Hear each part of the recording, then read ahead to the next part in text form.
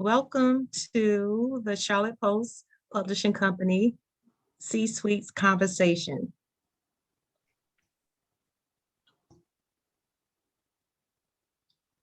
My name is Linda Johnson. I will be your host this morning. I'd like to introduce you to our team.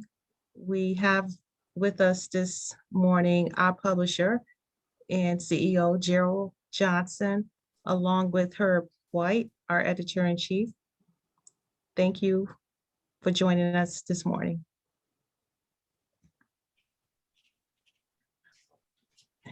Little few of housekeeping rules. During the presentations, you can type your questions in the Q&A. All attendees will be kept on mute during the webinar. You'll find your Q&A on the bottom of your Zoom screen. Now I'd like to turn it over to our publisher, Gerald Johnson. He'll share with you some of history of the Charlotte Post Publishing Company.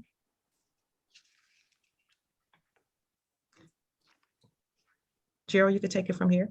I don't know about the history, but I will talk a little about what the company is. We are a minority-owned and operated publication headquartered in Charlotte, North Carolina, and we have a publication and office in Durham, North Carolina, where we produce another newspaper, the Triangle Tribune. So we produce the Charlotte Post and the Triangle Tribune newspapers, along with everything that goes with that, websites, e-edition, newsletters, and et cetera, et cetera, et cetera. And we've been doing this for some time now, the leading African-American publication producer in North Carolina. We're doing webinars, and this has become a very significant part of what we do to get the word out, and you will meet one of the players with our C-suite conversations today, Mr. Thomas Stith, North Carolina, president of the North Carolina Community College System, and we're going to learn a lot about that and him in a few minutes.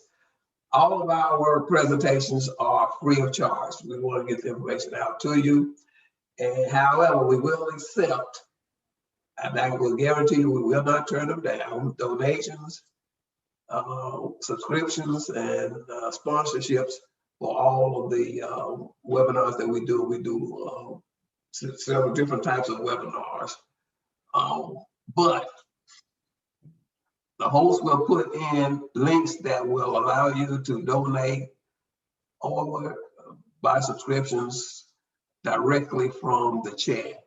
Now, I want to be clear, all questions that be a part of this conversation need to come through the Q&A. Now, the chat can be used for other things, but not for questioning Mr. Stith. So having said all of that, I'm going to now turn the start of the program over to the chief executive editor, Mr. Herb White. Thank you, Gerald. C-Suite Conversations is, this is our second C-Suite conversation, and the impetus for doing this is that in a time of reckoning in America, one of the things that we wanted to do was talk about leadership and who leads what and why. And C-Suites was born out of that conversation. And what we intend to do with the series is to talk to African Americans in leadership positions in North Carolina. And there's quite a few who are leading companies in terms of the corporate community, as well as nonprofits, as well as education institutions. And today's guest, Mr. Thomas Stith, as Gerald mentioned, is the president of the North Carolina Community College System. And he is a longtime fixture in this state on many different levels. He's a North Carolina Central graduate, and he has a master's degree there as well as a bachelor's. And he has been previous to his current role, he was the director of the U.S. Small Business Administration in North Carolina. And so he has that business experience, especially with small businesses. And before that, he was chief of staff to Governor Pat McCrory. So he's got experience on the business side, the education side, and the politics side of North Carolina. So he's very well versed. And so we will go ahead and get started with the conversation. Welcome, President Stith, to C-Suite. Well, Herb, it's great to be with you, both you and Gerald, this morning. Look forward to the conversation. Well, let's go ahead and get started here, because one of the things that I like to start with, even before we get into all of what you were doing, is where you came from. I mean, you didn't just wake up one day and tell your parents, I want to be the president of the North Carolina Community College System. And so that, I can guarantee you, didn't happen. But we do want to start off with let's start off with where were you born? I was born in Durham, North Carolina, and you're right. Far from waking up one morning, even thinking I would be blessed to have the opportunity to run the third largest community college system in the country. But I grew up, I'm a Durham native. My family is out of Eastern North Carolina. So I have strong North Carolina roots. Father is out of Rocky Mount, North Carolina. Mother is out of Hosky. So you can't get too much farther east unless you head to the coast. But had a great opportunity to just embrace the Durham community. You know, a very rich history in Durham, in particular when you look at Black Wall Street, and that was my major in school, both undergraduate and graduate in business.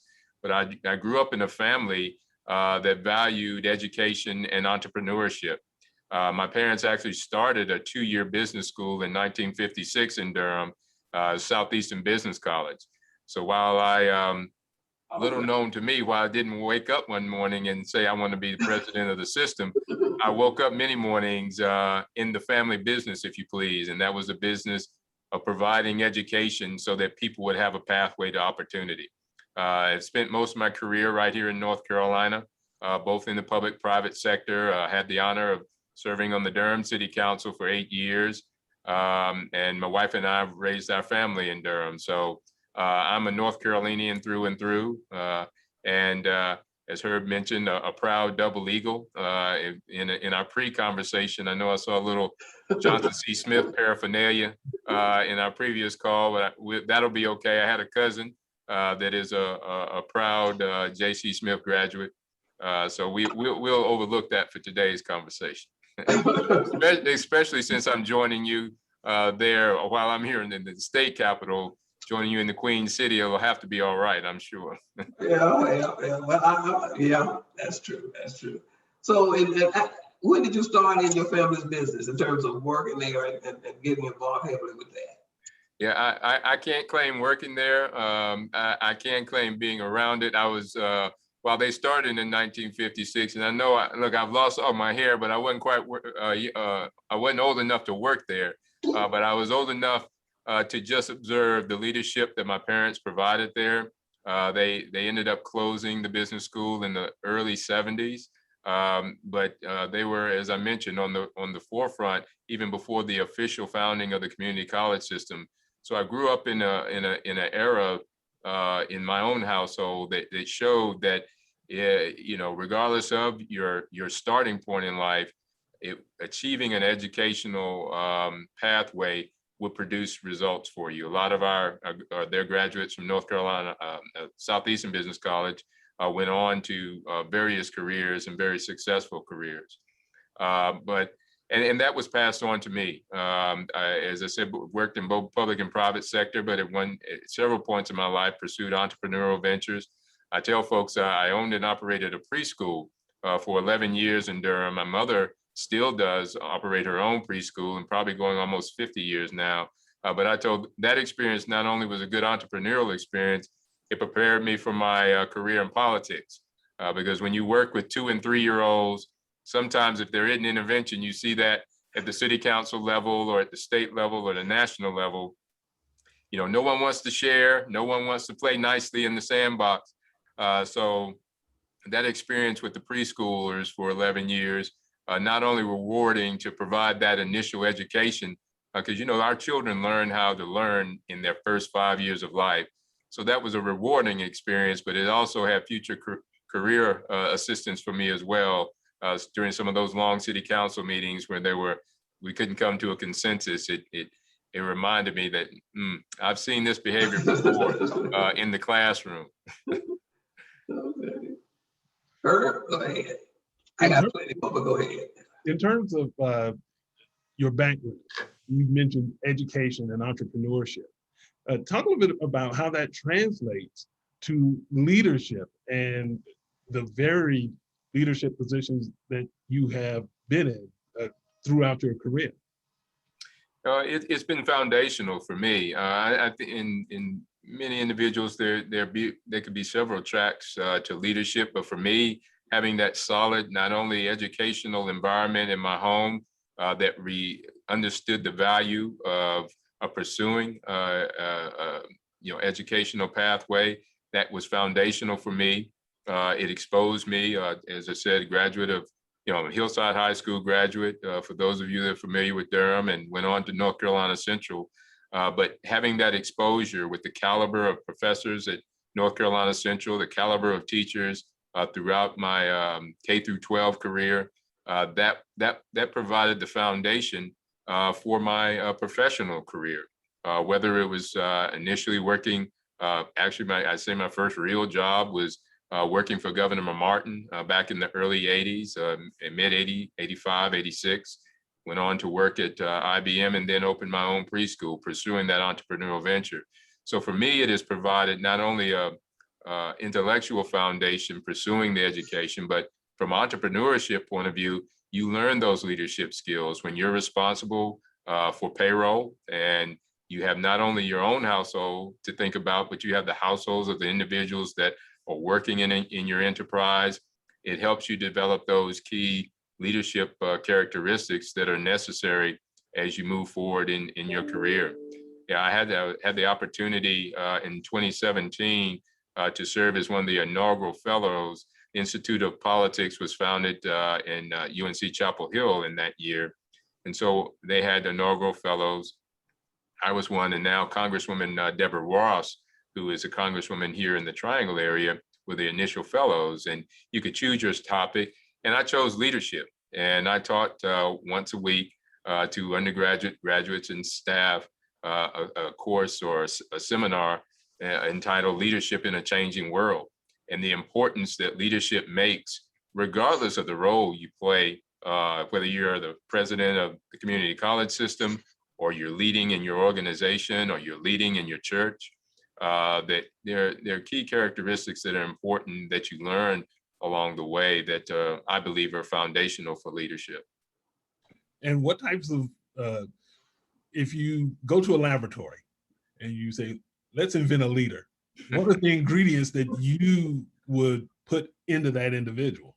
Right. Well, glad you asked. I had a little cheat sheet, and I won't try to teach a semester course during this morning's discussion, but I will give you a quiz at the end of our talk today to see if you were paying attention.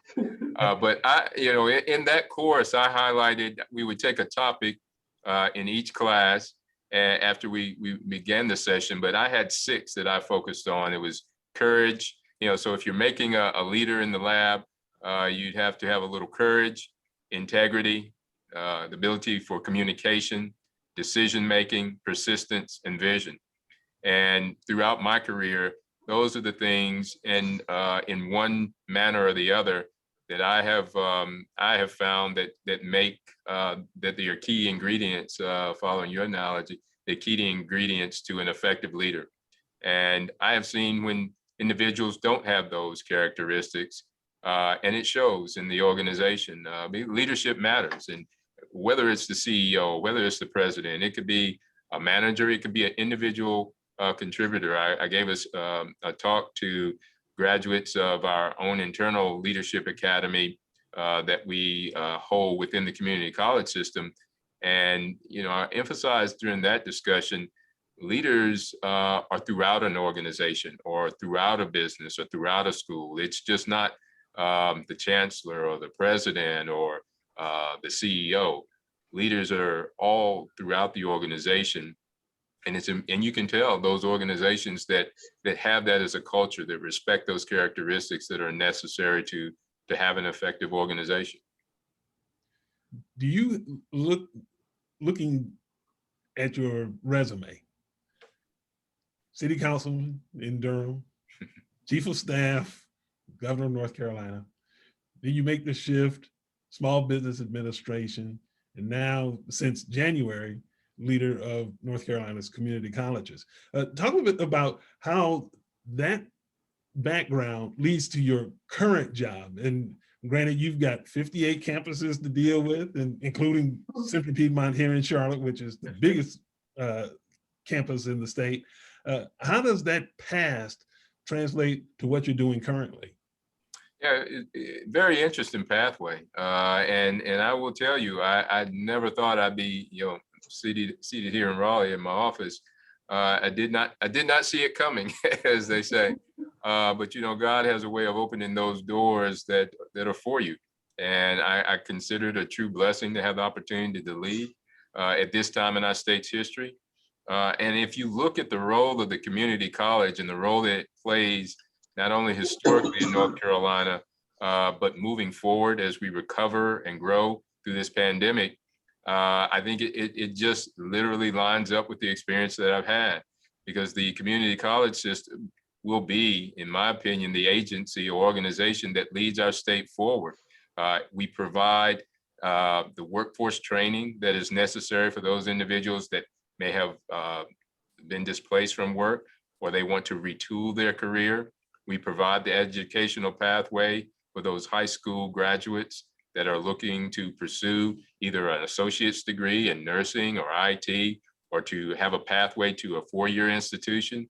And so if you look at my career, the opportunities that exist within the community college system run very much parallel with the experience I've had in the business sector, in the educational sector, learning and understanding the importance of government and how to work within government. Our major funding source is the North Carolina General Assembly, along with the governor's approval or signing the budget. And so when the opportunity to take a look at this role and actually contacted about it, as I thought about it, and as I mentioned a little earlier, when you start looking at your family's history, while I grew up in an educational and entrepreneurial environment, this was not a part of my 5 or 10 year master plan to be on this call today. But I think that really, for me, and as I told the search committee as I went through the process, this was not a career move, if you please, for me. This was an opportunity that I believe I was called to do, was prepared from the experiences throughout my life. And therefore, to me, it has much more significant meaning than the next career opportunity. It's certainly a great opportunity and a great career. I love it, but it means much more to me than that. You have the opportunity to have an impact in a statewide and candidly a national manner to improve the lives and the opportunities for individuals. So I take it very seriously.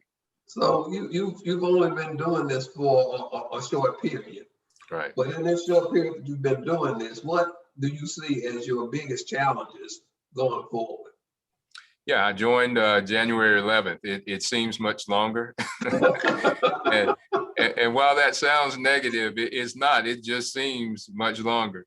The biggest challenge, ironically enough, is as I kind of laid out some of the opportunities within the community college system, is to continue to amplify, as I like to say, amplify our message. I am still in too many conversations that individuals will say, well, community colleges are great. They're the best kept secret in North Carolina. And they think that's a compliment. But to me, it's not. One, I don't like secrets. And two, when you have good news, everyone should know about it. That's true. If you look at the North Carolina community college system, as you said, 58 colleges across the state of North Carolina, we have a pathway that provides accessible and affordable education to all North Carolinians, and regardless of the career track. we have, on one end of the spectrum, we have truck driver training classes that within a amount of weeks, you go through that program, and typically our graduates are hired before they finish. You're making over $50,000 a year. You go to another campus, and sometimes that same campus, they'll have a biotechnology program that has formed a partnership with a pharmaceutical company. You come out of class, again, job waiting for you. You're making $45,000, $55,000 a year. Within 3 years, you're making over $100,000. You go to another part of campus and you have an interest in IT, and you go through that. And it may be a short term or a certification. And again, you're making $50,000, $60,000 a year with $100,000 within range within a couple of years. If you look at the significant demand on healthcare now, we produce almost 47% of the nurses in this state. As you know, we have a significant shortage in our healthcare arena. So we have such a tremendous story to tell, but too often people literally don't know that. And in our traditional areas, I was meeting with 10 presidents a couple of weeks ago in Western North Carolina at AB Tech in Asheville. And one of the presidents stood up and said, well, one of my graduates said, if you want to become a millionaire, you go to the community college and you become a plumber. And everybody kind of chuckled. But he finished the story by saying, yeah, and that was one of my students. They had come to our school, they had learned that trade as a plumber, served as a plumber for 2 or 3 years. Then they founded their own plumbing company, hired about 6 to 7 other plumbers, and it's a multi-million-dollar business now. And so those are the stories we have to tell. Those are the opportunities that exist within the community college system. And the challenge for the system overall, and for me personally, is to amplify that message, to let people know that the opportunities that exist within our system will provide you with the education and provide you with the pathway, really regardless of your career path. We recently have started a associates in science and associates in arts and teacher preparation. If you want to start at a community college system, but you're interested in teaching, we provide that pathway to a 4-year institution. So that's for me, the frustration is trying to make sure that people are aware of the pathway, the opportunity that is represented throughout all our 58 colleges across the state. And now, how are you going to resolve that problem? And now, this is not a plug yet, but how are you going to get that message out to everybody, or try to? Yeah, some of it is what we're doing today. When I come on shows that have the history of the Charlotte Post as its foundation, I think that speaks volumes. I want to make sure that I'm speaking both virtually, but also physically. And even though we're still working through COVID, I am moving around the state, visiting our colleges, engaging with our communities to ensure that this message is known. And we are looking, although obviously we're still a state organization, looking at ways from a marketing perspective to ensure that our message is, traditional marketing channels through our social media channels. So we're looking at many different strategies to ensure that we're getting our message out and that people understand that the opportunities are available here at the community college system. Okay. And just one more minute, everybody, I'll get it back to you. Okay. Are you finding in the time that you've been doing this, that everybody in the system understands that message? I think, yes, that's the other thing. The one thing that has been marked in my mind during this time period is the consistent passion of the individuals involved in the community college system, whether they're the folks here at the system office or at the college in specific communities. And you hear, as cliche-ish, these folks could be in industry because many of them, the instructors that are teaching those classes could also have those same opportunities and make, significantly more working in industry and working at a hospital if you're a nursing instructor. But just the passion to provide that pathway for success for others. So for me, during this time period.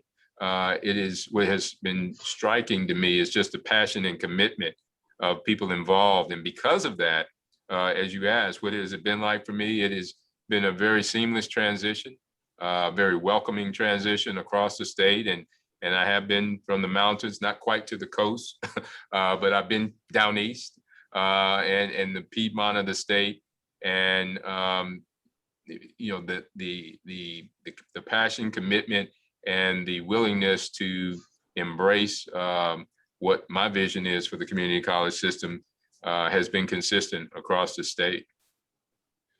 Now, my question is linked to that to an extent, but when you look at the state of American education, four-year schools are having to make shifts based on demographics, more people of color, more families that are not necessarily in the economic mainstream. And so those schools are having to reinvent themselves in order to keep it going. Talk a little bit about the leadership skills that are necessary to run the community college system and how it fits in with those changing dynamics where you have some of those same things that you have to deal with. Sure. You know, the competitive advantage of the community college system is, from that respect, we don't have to reinvent ourselves. We built the model. And it's one of, you know, when I speak to my vision, you know, it's composed of three parts. It's first and not in particular order, but first, for us to be the first choice for affordable and accessible education for all people here in North Carolina. Second, to lead this recovery and economic expansion into the future, and to serve as a national model for diversity and inclusion, not just in North Carolina, but in a national way. And as a North Carolina native, I realize our main competitive advantage is the strength of this state's diversity. We're a diverse state, and when we come together as a diverse state, we have a significant competitive advantage.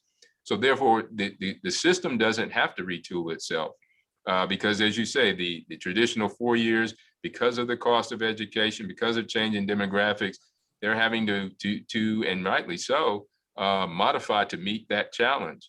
Well, the community college system is already there. When you talk about people that are economically challenged because of the low cost of tuition for a community college, typically a Pell Grant will pay for their education. Now, there may be costs outside of that, the cost, you know, childcare, transportation. But when you talk about their specific tuition, depending on your economic standing, a Pell Grant can cover that fully. And so that's when I say accessible and affordable, we have a policy of an open door. You apply to a community college, you are admitted. And if you need assistance and support from an educational perspective, we're able to provide that as well. If not, you don't have to take that path, and you can continue on to the multiple career paths that I mentioned earlier. So that's why for me, sometimes it's frustrating when I hear that, oh, you're the best kept secret. When you look at what our country is faced with now, and most specifically our communities, and in particular our communities of color and our diverse population, the option of the community college system education should be first. That's why I say the first choice, because it is affordable, because it does provide multiple pathways to professional and economic success. And whether you're going into one of the trades, but you have options to go into biotechnology, into IT, into medical fields.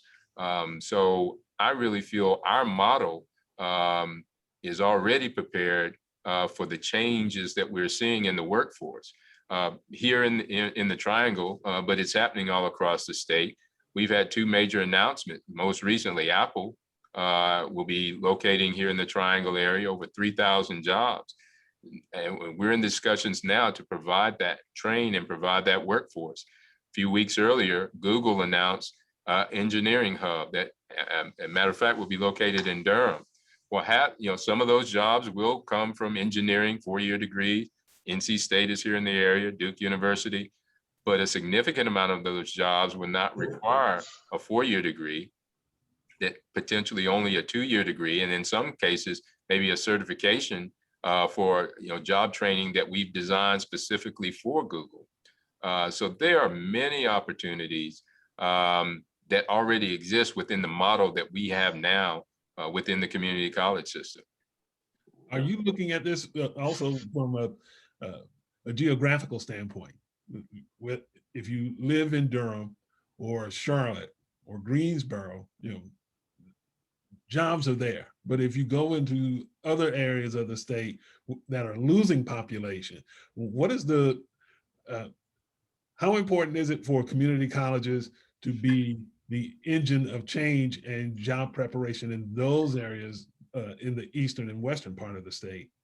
Sure. No, extremely important. And that's where, I don't try to play on the words too much, but that's to me the community in community college, in particular, not only in our in our urban areas, because I think there are anchor institutions there as well, but even more significantly in our rural areas. And some of the examples I was giving were from rural areas. When you look at industry that may locate there, and typically maybe light manufacturing, they are working directly with their community colleges to train and provide that workforce that's going to be needed for that manufacturing concern.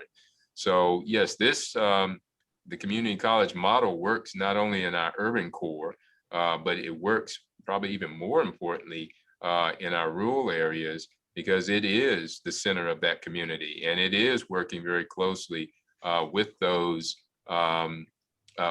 industry that is located in the area. As I mentioned, when I met with those 10 presidents in Western North Carolina, it was held in Asheville, but those were 10 counties in the western part of that state that many of them were rural counties, and we were looking at strategies on how do we work as a system in those rural counties in the western part of the state, supporting industry there.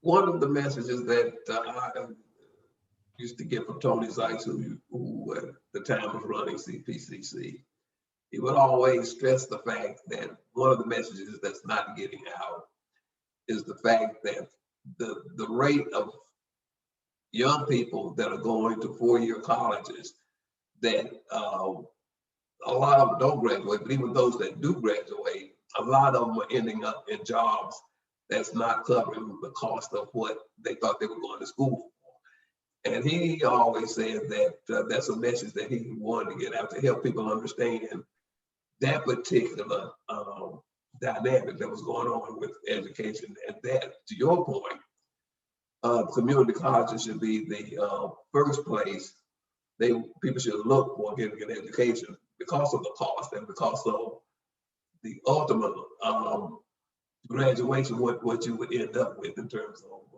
an education and a job. And so that's. No, I think that point is very well taken. And now you have excellent leadership there with Dr. Candy Diedemeyer as president of CPCC now. And that's what I alluded to earlier when I speak about pathways. Whether you want to have even if you want a four-year degree, I still say the community college should be your first choice, just from a cost model. We have articulation agreements now, and those are agreements between the community college system and our four-year, not only public four-year UNC system, but also our independent colleges and universities here in North Carolina, where you can attend a community college for 2 years. Those courses and articulation agreement just simply means you have an agreement that will recognize your coursework at a community college.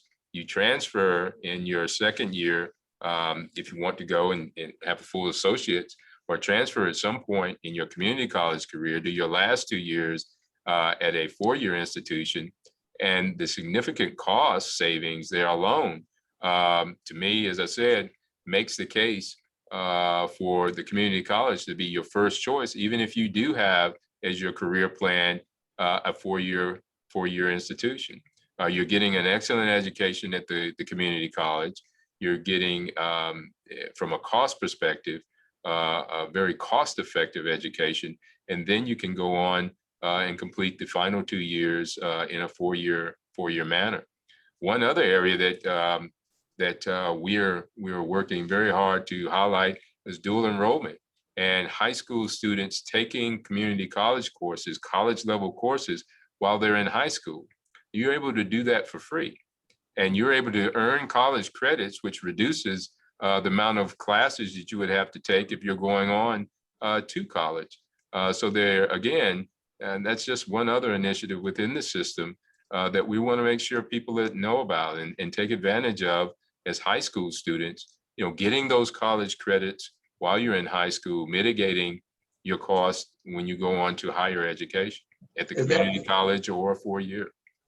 I know that's in Charlotte. Is that throughout the entire system where you can do that?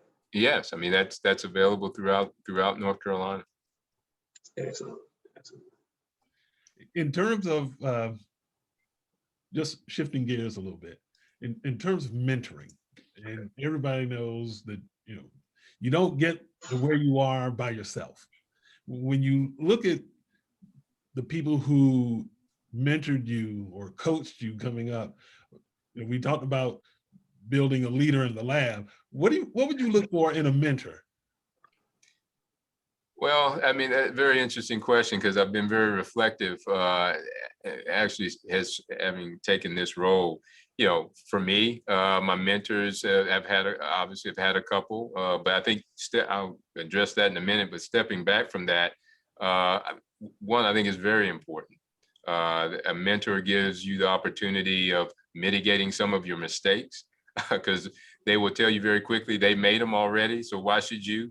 So you have to go to that individual with an open mind and heart, being willing to take advice and take guidance. A mentor is also able to assess your strengths and some of the areas where you're challenged, so that you can continue to build in your, either as your own personal character or your professionalism. And so I've, been blessed to have those individuals in my life that have provided that type guidance and counsel for me. It started off with my father. He has passed now, but was just a very strong figure in my life. As I said, both he and my mother started a business school, but he was very entrepreneurial and was involved in both public and private sector professional opportunities. And that served as a model for me. It was really no question of whether I could, as I was growing up. It was, what are you gonna do? And so, and then that was because of the day-to-day example I had from what he did. And then mentors along the way. At the college level, Dr. Taranza Richmond was Dean of North Carolina Central's Business School when I was a student there. And that was, I initially started to just get to know him because I knew I was going to have to take decision sciences, and I was not a math guy. and he acknowledged that I was not a math guy. But we had a very strong relationship that grew out of the professor-student experience, and really admired his view on business. And he gave me, just some very valuable insight.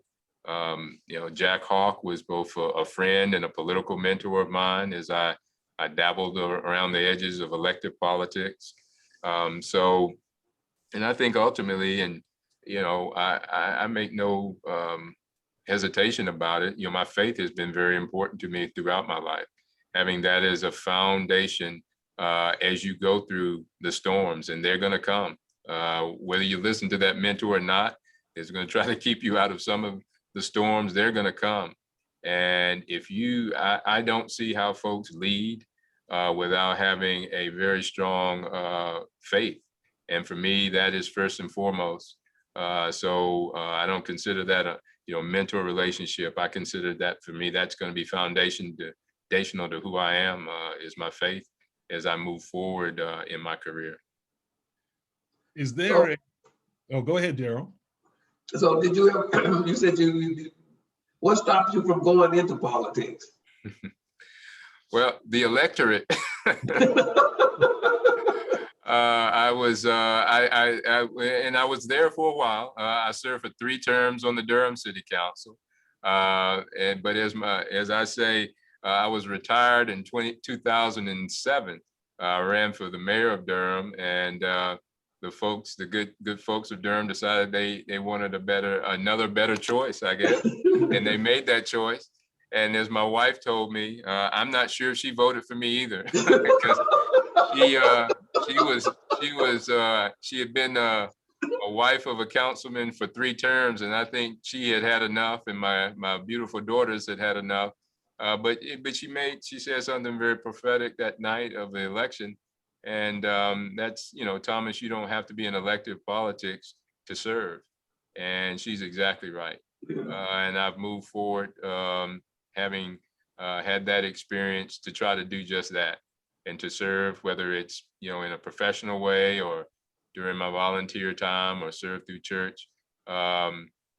That statement rings in my ears, because that for me is what it's about.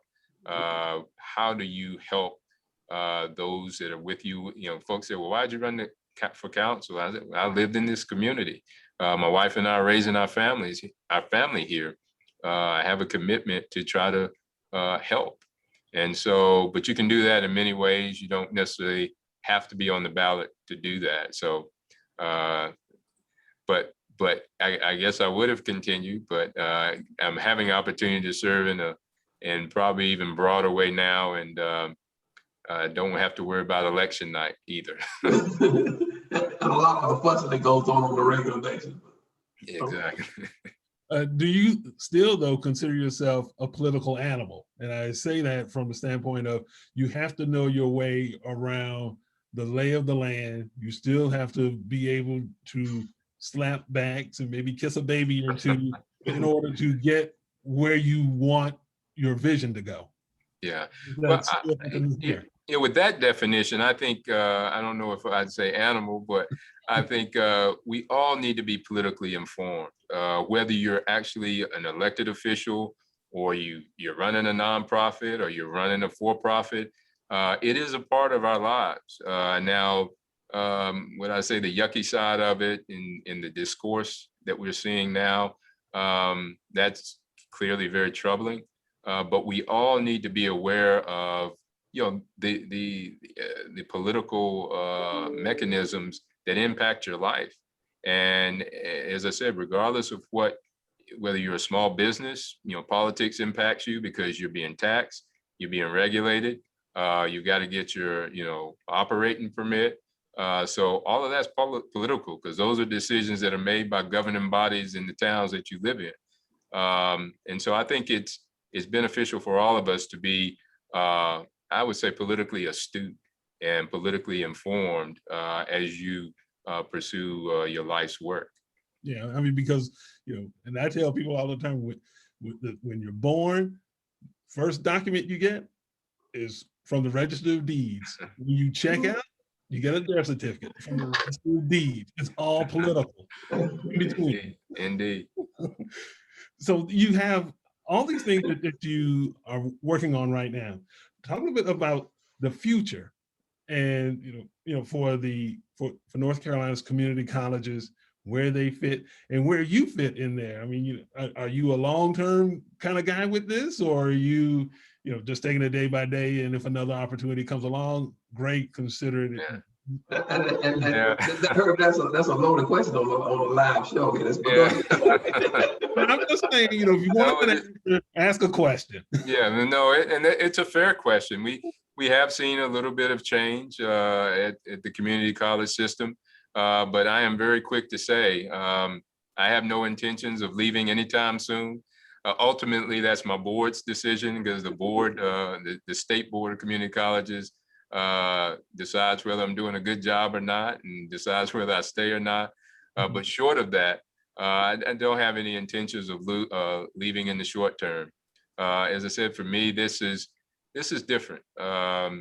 Even when I opened my own business, or the blessing, had the opportunity to lead the service district director of the Small Business Administration. I mean, we were able to facilitate, working with our financial institutions and small businesses in the state, over $16 billion worth of financial support as we work through COVID.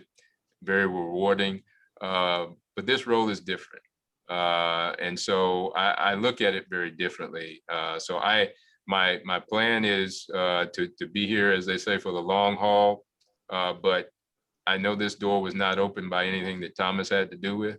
And so I'm going to follow God's lead on this. But my intention is to be here. I think there's so much potential to build upon the success of the community college system.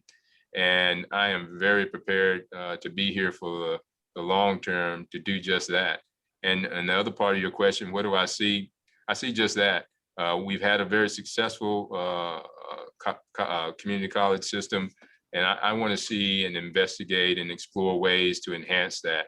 I think it's multiple ways, continuing to enhance our relationship with the business community, existing in North Carolina, but also nationally and globally, because you have companies now that as they come out of this global pandemic, they're looking at either expanding, relocating, or all of the above.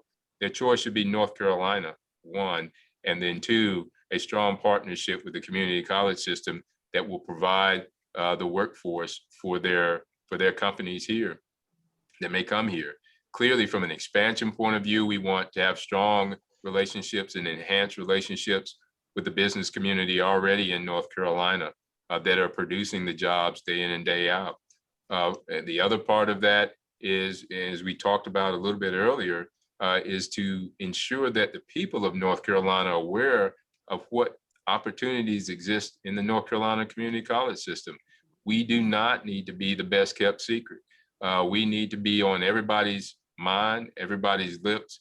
And that's why one part of my vision is to ensure that we're the first choice, regardless of your career path, that we should be the first choice, taking that consideration and being aware of what's possible. As I said, you could probably take a poll now and ask how many people understand the opportunity that is available through dual enrollment, taking college courses while you're still in high school for free, and what impact that has on your debt, as you move on, what impact that has on your ability, whether you're going to a 4-year or a 2-year institution. So I think we have a strong foundation to build upon, but there's a lot of opportunity to expand the impact of our system. And I'm assuming you all play a strong role in helping recruit businesses to North Carolina in terms of just community colleges that are available in the state. Yes, we do. And I work very closely with the North Carolina Chamber, the North Carolina Partnership, Economic Development Partnership. I would, and these are not Thomas's words, but as I engage with them, they say there is very seldom to none, in particular when we're recruiting new industry to the state, that the community college is not a strong partner in that. Because when corporations come to North Carolina, they're asking questions about not only existing workforce, but what is the workforce potential moving down the road 5 and 10 years from now? How will that workforce be prepared with opportunities for my company? That's the community college system. We have designed, specific workforce training programs that if company X comes in and they have a certain process, whether it's pharmaceutical company or light manufacturing or advanced manufacturing, and just opened or broke ground on in Cleveland County of advanced manufacturing building.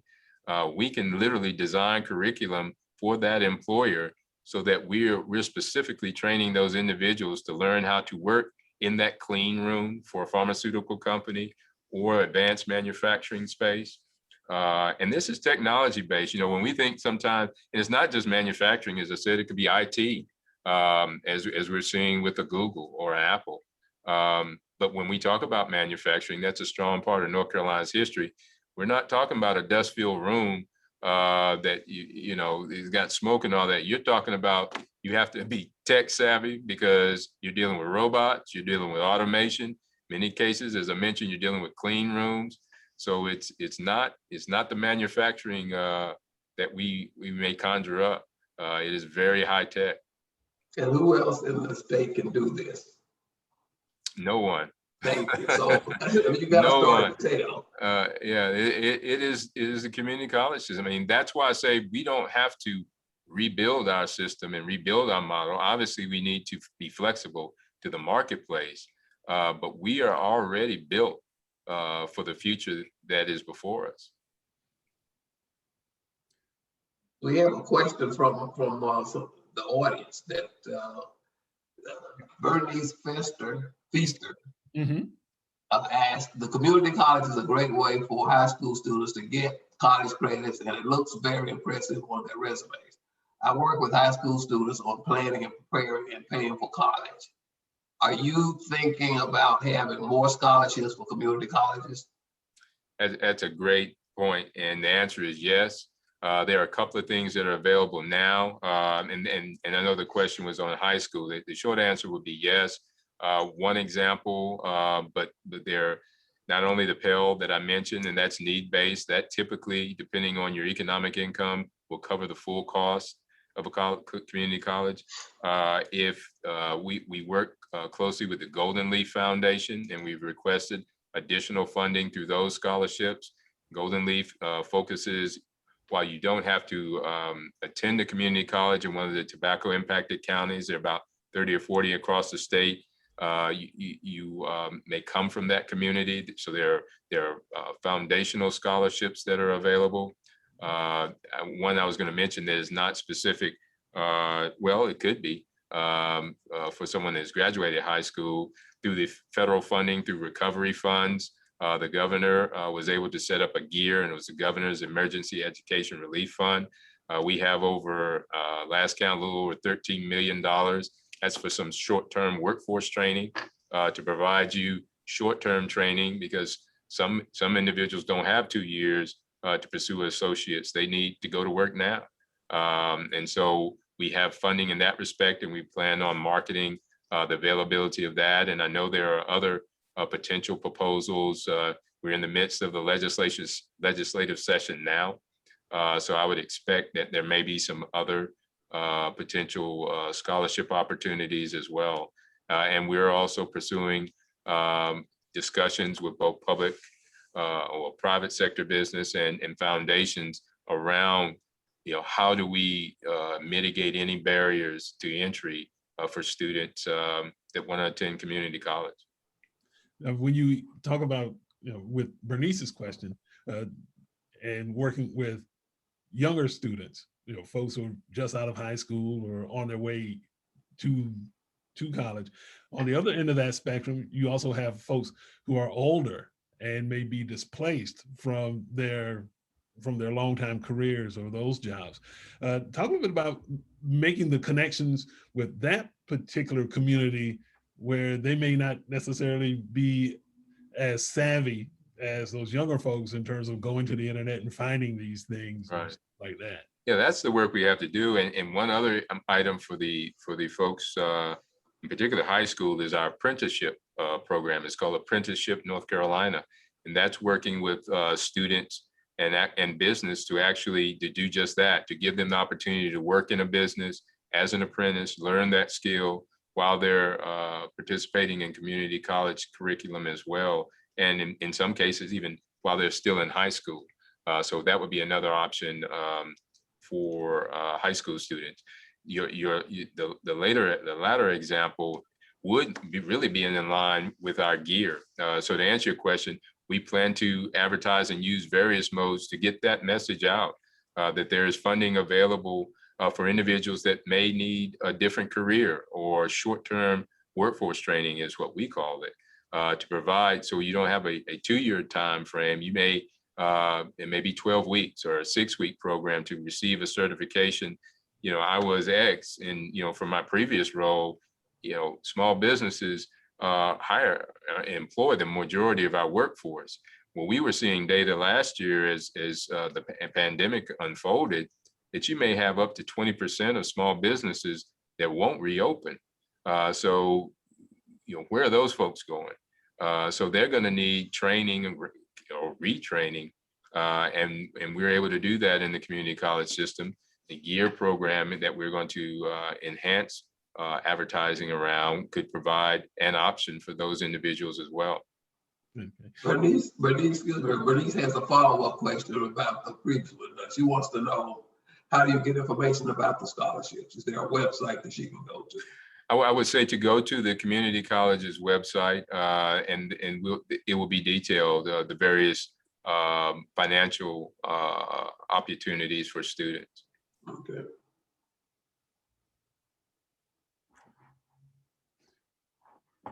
So now this has been really good stuff. And when you look at the future, obviously, community colleges are well positioned to do the types of things that you laid out in terms of cutting the cost of education. It doesn't cost you as much as it would a four-year school. It does the training and preparing people for jobs. If you could, if you were a sorcerer and you could just wave that magic wand, Right. what else would you add to the community college story in North Carolina that would get it to that perfect spot? Wow, that's a good question. And I really believe to not be the best kept secret, because the ingredients are there. So we don't have to create anything new.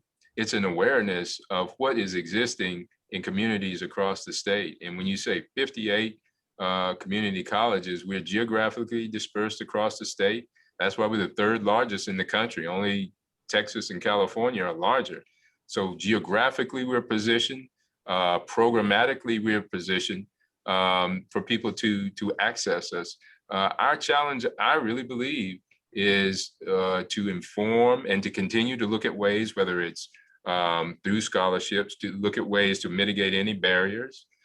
During this pandemic, we were able to identify a little over 40 of our rural community colleges that we wanted to expand broadband to. So we were able to get, with funding from the Recovery Act, push out broadband to about 20 of those. So we're pursuing strategies to ensure that we're able to provide the technology for flexible learning. Some courses are and have been throughout the pandemic on campus, in person, but we've also had flexible learning through virtual learning. So I really believe the ingredients are there. The success stories are there. I attended a community college. It's been about 2 weeks ago, and it was in Eastern North Carolina. And it was a classroom, actually it was two classes of high school students. They were learning electronics in one, construction in the other. The electronics class at 2 weeks hadn't touched anything, just studying formulas. But they were putting, I call them gizmos, they connecting the batteries, wires, and it would zoom up in the air. But the interesting thing about this class of high school students was it was during their spring break. And so they were still in high school taking college level courses, and they were on their spring break, but they were at the community college that day. And it was only a year or 2 or 3 ago when I was in high school. So it hadn't been that long ago. But when I was in high school, when I was on spring break, I was not at the college campus. At that time of morning, it was about 10:30. I may just have been getting up. Those students were committed. They were investing in their own future. And so when I see things like that, that's why I say we don't need to be the best kept secret. We have the model, we have the opportunities. We have to be engaged and amplify our message and continue to build on those successes. As I said, strengthen our relationship with business and industry, strengthen our relationship with K through 12, so that people understand the pathway and the general workforce. Because, as you just mentioned, it's not just the high school grad. The community college is an opportunity for individuals that may need to be retrained or want to be retrained. They're ready for a new career. We provide that pathway. We're almost out of time. I just want to quickly ask the breakdown of income for the community colleges, percent-wise. What does that look like? When you mean for the graduates? No, for the system in terms of how the school. I'm looking at the overall picture of all the community colleges. Income that's coming in from students, funds. What's the funding stream? The majority of the funds do come from our state legislative budget. That's why we're very engaged this legislative session. Really twofold. One, and when you talk funding streams, it is very critical this session to have a budget stabilization fund to mitigate some of the enrollment decline we've seen because of the pandemic. That is our major source. There are some ancillary fees, but the majority of funding would be through state legislative appropriations. As I said, as a part of that, we're trying to ensure that our faculty and staff, right now, our faculty and staff are 41st in the country, 41st in the country with compensation. Yet all the good work that I just illuminated, they're charged with preparing tomorrow's workforce. So we're very focused on trying to ensure 41st, and we're the third largest system in the country. And so we're very focused on in achieving the beginning of salary increases to ensure that we have a competitive workforce, not only to retain, but to recruit staff to the community colleges. But on your question, the majority of the funding, there's a small percentage of federal funding as well, but the majority of funding is the state funding. Students obviously pay tuition, but there is additional state funding as well. Well, folks, we've used up the hour. This has been a fascinating and very interesting conversation, and we can't thank you enough, Mr. Stith, for giving us the time of your day to just educate us about the system and your leadership ability to run it, and we're very comfortable with that as well. But thank you for giving us your time of the day, and that's about. I see a few more questions coming through, but that's about it. We don't want to hold you up any longer than the hour that we said. Right. Well, I'll be glad to come back at some point if you'll have me in the future. We certainly will. Anytime, I'd love to join you. Thank you. And if there's a message you want to get out, you want to have one of these to get that message out, call us, and we'll be more than happy to facilitate it. I will take you up on that as well. So expect the call. All right, both ways. All right. Well, Thank you again. everyone. We surely appreciate it. Thank you again. Yep. And so everyone, we will look forward to upcoming C-suite conversation. In June, we have Jean Woods, CEO of Atrium Health. July, Fred Whitford, President of Charlotte Hornets. Dates to be announced. And in August, Tunde Satandi, President and CEO of Blue Cross Blue Shield, North Carolina. You can visit us online at the Charlotte Post website, as well as the Triangle Tribune for future C-suite conversation. The next, we are in May, we have Sleepless in the Carolinas, Sleep Your Way to a Better Life with Dr. Jason Wooding. And we'd like to thank you for joining us this afternoon. Thank you. This concludes our session. Thank you. Thank you. Thank you. Great session. Great. Take care. Thank you. You Do do the the same. same. All right. Bye-bye. Bye-bye.